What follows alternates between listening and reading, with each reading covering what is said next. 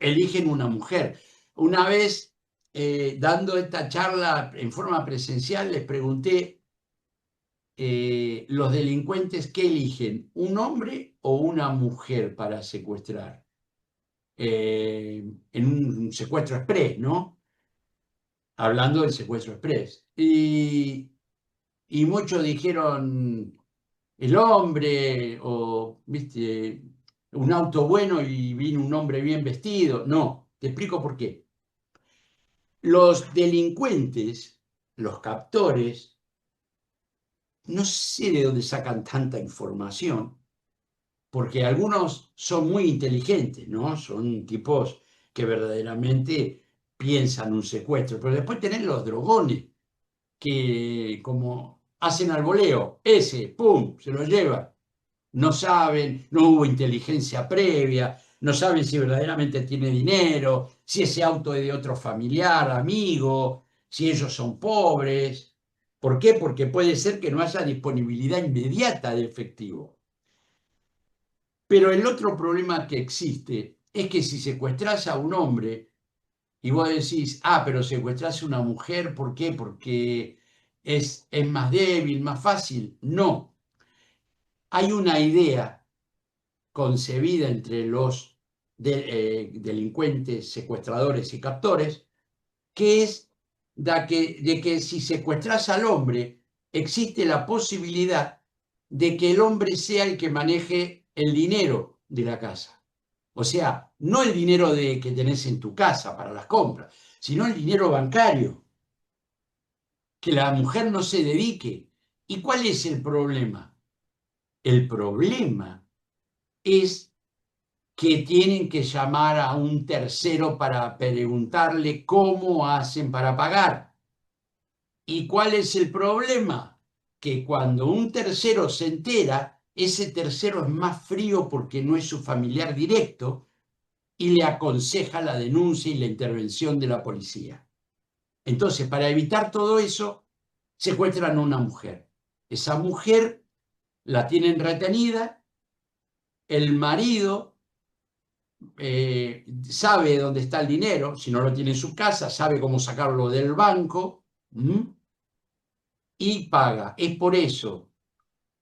Y siempre se busca a personas que, si bien no tienen muchas compras, tienen un buen reloj de oro, un reloj caro, un buen auto, visten muy bien. Eso es cuando hacemos un secuestro express. Hacemos, dijo el mosquito. Bien, la duración es corta.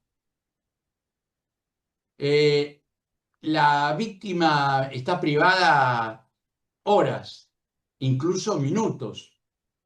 Una vez que los captores obtuvieron dinero, la sueltan. En lugar de negociar un rescate con la familia, muchas veces se utiliza a la víctima. Saca la tarjeta y le hace sacar dinero de los cajeros automáticos, lo que pueda. Saben bien que el que tiene mucho dinero tiene más amplio el retiro. ¿eh?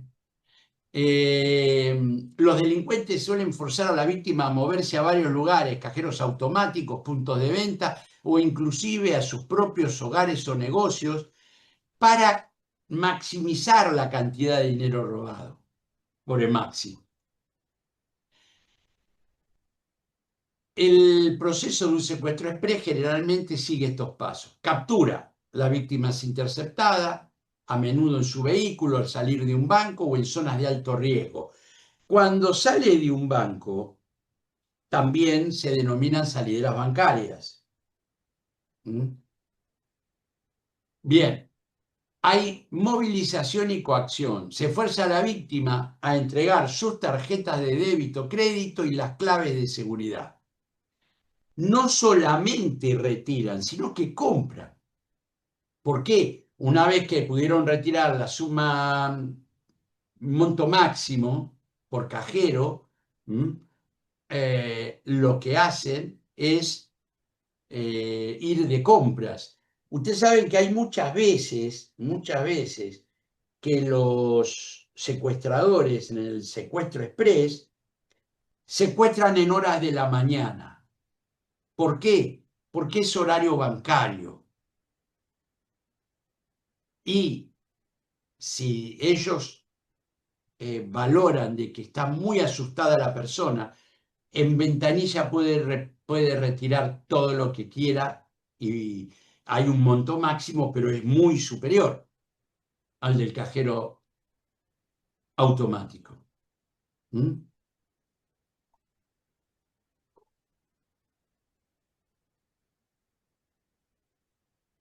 Ahí ya lo que hemos hablado recién. ¿Mm? El secuestro simple es el que con propósito distinto a los previstos en el artículo anterior, arrebate, sustraiga, retenga u oculte a una persona. Cierra el paso al vehículo por delante y a punta de pistola. Comúnmente dos sujetos obligan al conductor a pasarse a la parte trasera de su coche. Someten a la víctima en forma violenta, golpeando, torturándola psicológicamente, con el fin de obtener información sobre su medio y forma de vida. Ocasionalmente se conforman con el retiro de efectivo por cajero automático, los efectos que lleva a la víctima y el vehículo. El secuestro virtual, este es muy bueno, todavía funciona a pesar de que estamos en el año 2025. Es un secuestro que no existe, que nunca ocurre. Los delincuentes aprovechan la ausencia de una persona para extorsionar a su familia y obtener montos de entre 3.000 y 8.000 dólares o euros, o cifras más fáciles de reunir en un par de horas. ¿Eh? El secuestro también puede ser al voleo. O puede ser llevado a cabo con inteligencia previa. Cuando es al voleo, los delincuentes eligen a la víctima al azar, solo por su auto, su forma de vestir, sus relojes, las joyas que lleva. Cuando es por investigación previa, estudian a la víctima, la investigan, los horarios que hace, les hacen seguimiento para ver sus rutinas. Entonces, ¿qué hacen?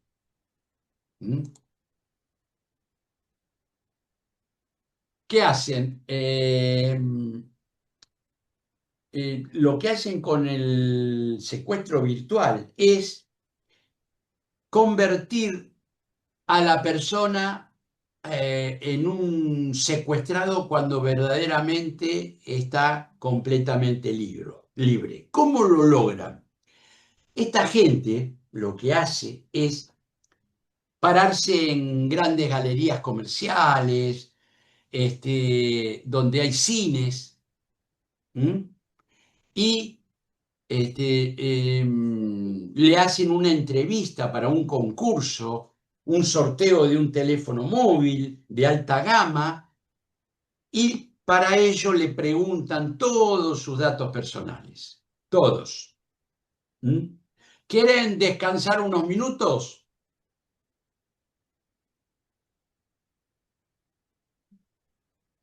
Pueden responder, pueden abrir abran su micro, después lo vuelven a cerrar porque capaz que están medios cansados.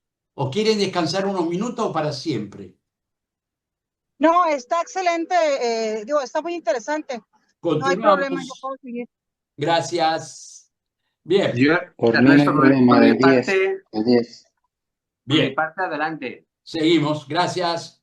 Bien. Entonces, ¿qué hacen?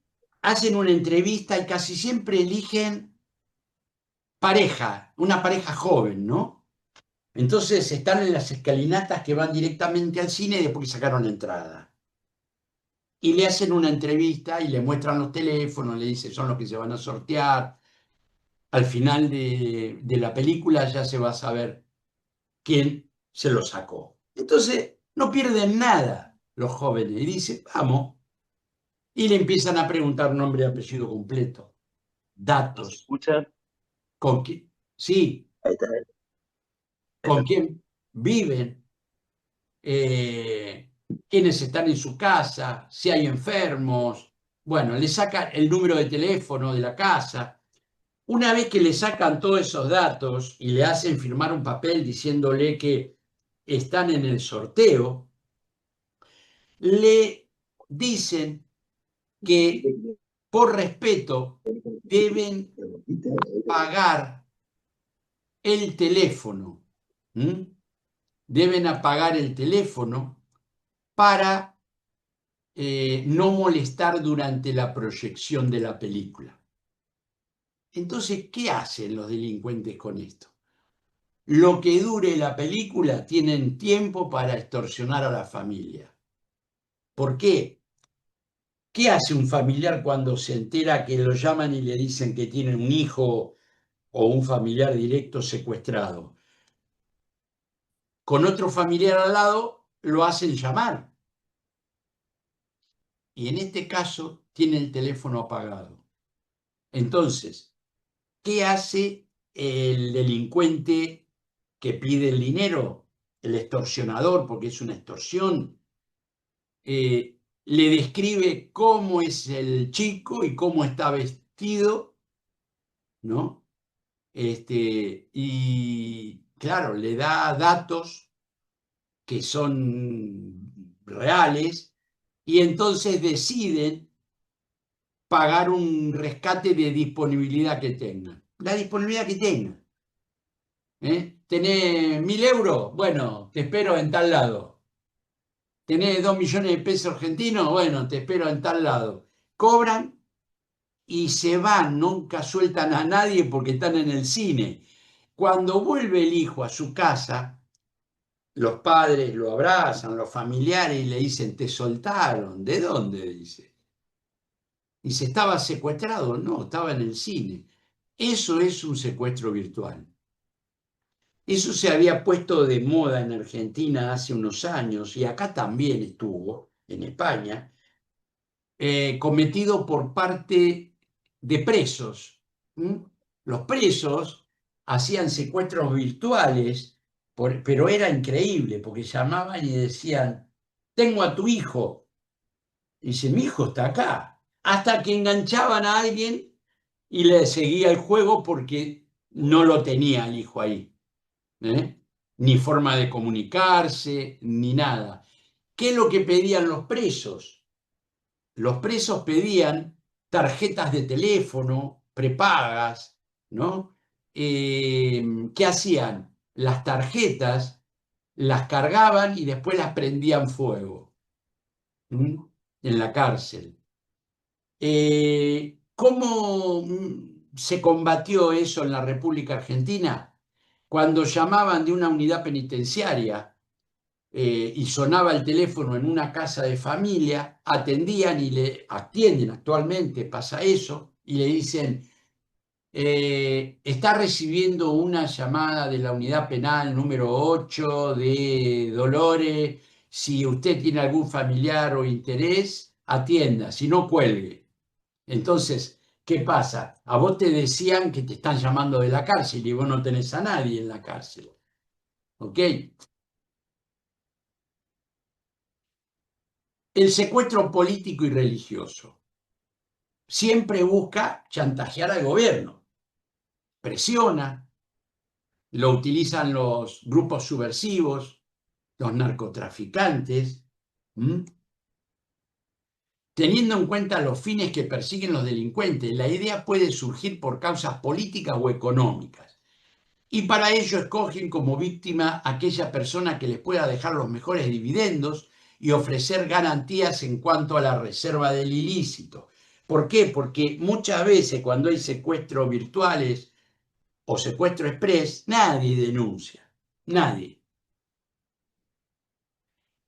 De acuerdo a los objetivos, es seleccionada principalmente por la capacidad económica de la víctima o por la importancia que ejerce en la vida pública, por la repercusión. Generalmente se escogen personas del sexo masculino y adultas, ya que se encuentran más preparadas para enfrentar peligros y se adapta rápidamente a la situación. Esto es cuando es un secuestro. estamos hablando. ¿Ok? A través de las llamadas telefónicas engañosas, haciéndose pasar por encuestadores, empleados de entidades bancarias, de empresas de servicios públicos, supuestos familiares o amigos, es posible obtener información útil suministrada por empleadas del servicio, niños o personas ingenuas que entregan datos importantes que serán utilizados posteriormente por los delincuentes. El directorio telefónico también es necesario y es utilizado. O sea, la guía telefónica. También es atractivo aquel que conduce un vehículo de alta gama muy caro, aquel que frecuenta muchos lugares caros, que cuando le hacen la inteligencia ven que invitan a mucha gente, pagan en efectivo. Por ejemplo, en las páginas sociales se obtienen fotografías, datos de sitios que se frecuentan, amistades, perfil social o económico. Hoy en día existe otra forma. Facebook, Instagram, TikTok. Internet y las redes sociales, como hablábamos recién, allí sí que pueden obtener fotografías de posibles víctimas, de su familia, de sus amigos. También se puede conocer el nivel y la capacidad económica, la información que se publica de los sitios que frecuentan, los lugares a donde se disfruta de vacaciones y más que imprudentemente se comparte. Por ejemplo, estamos en Cancún, ¿y dónde vivís? En Buenos Aires. Chao, fuiste. No hay nadie en la casa. Toda la familia está en Cancún, festejando, no hay nadie.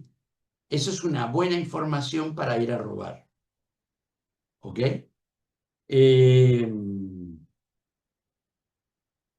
Cuando publican a las escuelas que van sus hijos, otro problema. Nunca publiquen fotos. Primero, no publiquen fotos de sus hijos por el tema de los pedófilos. Pero segundo, no publiquen con uniformes de escuela. ¿Por qué? Porque saben a qué escuela van y son posibles de ser secuestrados.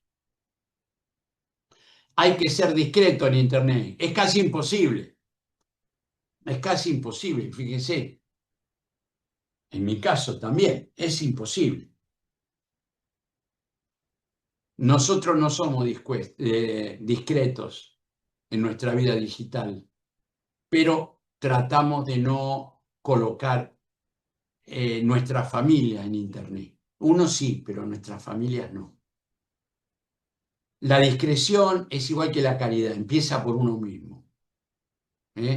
Por mucho que la Agencia de Protección de Datos española marque unas normas de seguridad y privacidad a los diversos servicios, redes sociales y plataformas de la red, y por mucho que éstas lo cumplan a rajatabla con todo tipo de mecanismos, opciones personalizables y niveles del cifrado, si en el momento de escribir un comentario en Facebook de manera pública no se mide el alcance de las palabras, eso se puede pagar muy caro. Las fotos que se ponen en Facebook sin control. Hace unos años se hizo famoso otro servicio llamado Please Roll Me, donde se recopilaban los comentarios de los usuarios de Facebook, en los que decían dónde estaban en un determinado momento, de modo que a la vez anunciaban que su casa estaba vacía, como se los acabo de decir recién, y regalada. Dar nombres, edad y otro dato de sus hijos por Internet no es recomendable. Hay que cuidar de ello y la responsabilidad. Y los responsables en Facebook, en especial si la cuenta es pública o si tienen contactos desconocidos, así que hay que ser responsables. No es necesario poner lo demás ni dar datos sobre el colegio o el club al que van. El uniforme facilita datos a los secuestradores. El uso de Twitter, del ex Twitter, hoy X. Aquí el hijo de un afamado empresario extremeño fue secuestrado por un grupo de delincuentes que se pusieron en contacto con la familia a través de Twitter. Acá tenemos un asistente que el apellido no sé si no es el mismo o parecido. Bien, seguimos. Si querés recuperar @Rodolfo_20, tendréis que apoquinar la pasta. Es increíble. Bien. Los secuestradores también abrieron un blog donde fueron colgando fotos del cautivo. En primer momento plantearon organizar la transacción del rescate mediante eBay, poniendo a Rodolfo a subasta para que los familiares pudieran pujar por él. Y como nos pongáis un solo voto negativo, entonces amenazaron. Como muestra de ineptitud de los capturadores, recibían señales que estos enviaron el mensaje. Como aviséis a Policía Nacional, os enviaremos a Rodolfo a pedazos. Gracias a la etiqueta farol, se deduce que las amenazas son infundadas y que se preocupan más de las llamadas ciberetiquetas y de usar bien la web 2.0, etiquetándolo todo según corresponde, que es de meter miedo. El único mensaje donde se habló directamente del estado de Rodolfito fue este: @Rodolfo_20 tiene tanto miedo que está llorando a lo Bustamante. Aparentemente los secuestradores dejaron enviar a la víctima un mensaje a su familia, pero 140 caracteres saben a muy poco, ni siquiera le han dejado enviar una foto. Son muy crueles, comenta la madre de Rodolfo. Los secuestradores han ofrecido a la familia la posibilidad de hacer la transacción mediante el servicio de pago PayPal, muy común en Internet. Todos los que quieran mostrar apoyo a los afectados pueden acercarse a la página de fans de Rodolfo que se abrió en Facebook. Bien, ahora dejemos esta broma. ¿Quiénes son las personas más vulnerables a ser extorsionadas? Cualquiera. Cualquier persona puede ser víctima. Al delincuente no le importa el género, la edad, la ocupación y nivel socioeconómico, porque algo siempre va a sacar. Existen varios puntos que se denominan puntos críticos del secuestro.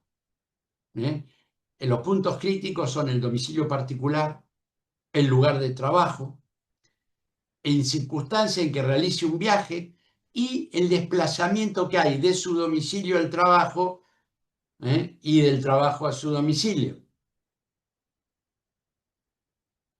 Los secuestradores generalmente y previo al secuestro siguen movimientos cotidianos durante días anteriores al evento, con la finalidad de conocer las rutas de tránsito, los horarios habituales. Tienen que constatar que los repite. El momento en que se lleva a cabo el plagio, el 90% de las veces cuando se transita a bordo de su vehículo por algún lugar despoblado o de poca confluencia de personas. Asimismo como el momento de entrar y salir de su domicilio. Ese es otro lugar peligroso. Cuando se trata de bandas organizadas para cometer este tipo de delitos, se arman en células, es decir, cumplen diferentes roles. Hay sujetos que se encargan de realizar las negociaciones telefónicas con los familiares, otros se encargan de proveer de alimento y vigilar a la persona secuestrada durante el tiempo que dure el cautiverio.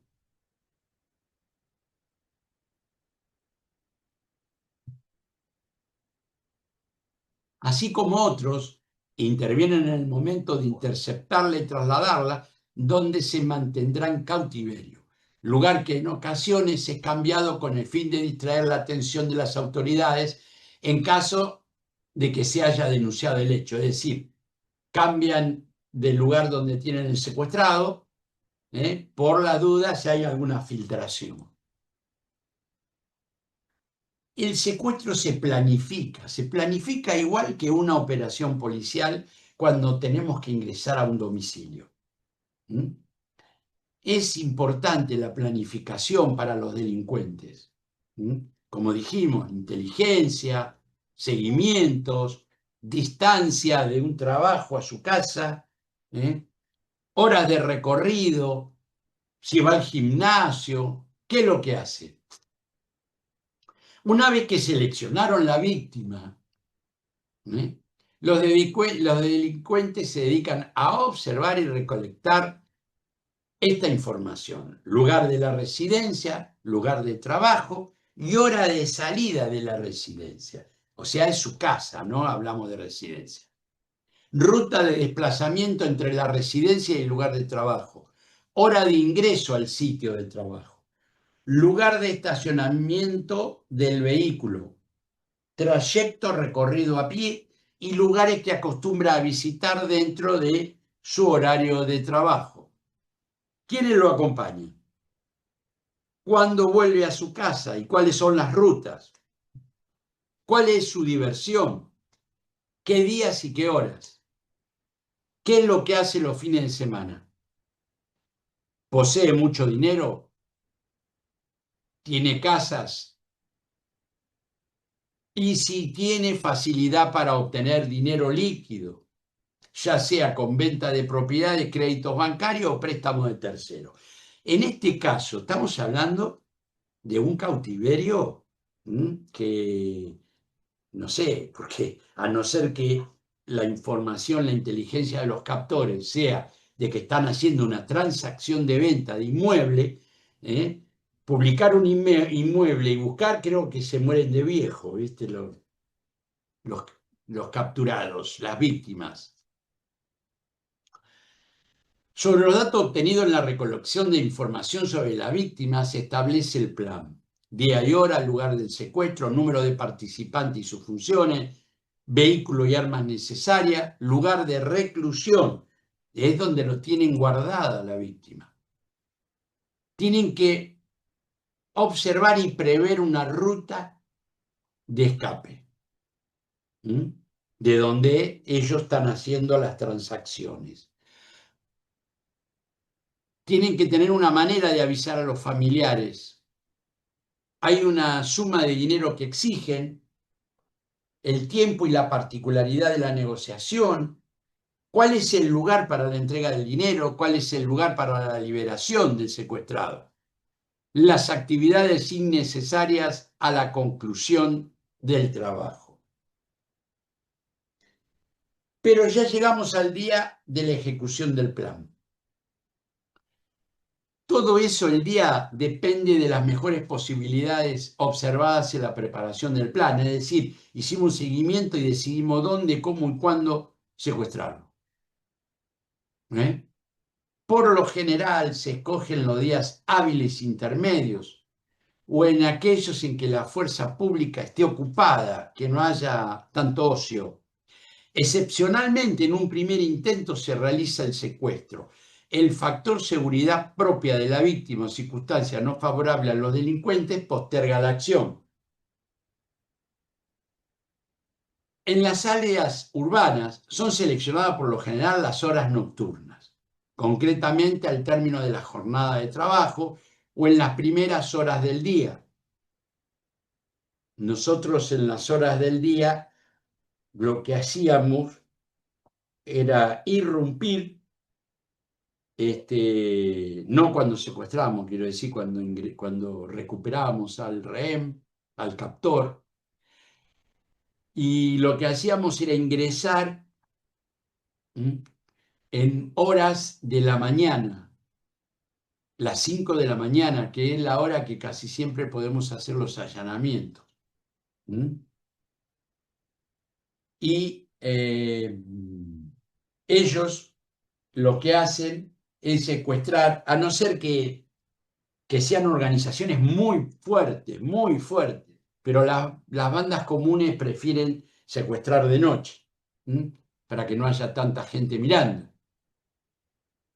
Fíjense ¿qué lugar eligen? Eligen el lugar donde haya más soledad, donde haya vías de escape, donde no existan factores de problema para llevar a cabo el hecho. Son muy apetecibles las áreas rurales para cometer esto, pero no hay problema, Entonces, la fase del secuestro, como dijimos, selección y estudio de la víctima, captura de la víctima, el cautiverio, la negociación y la liberación o la muerte. No lo sabemos. Liberación o muerte.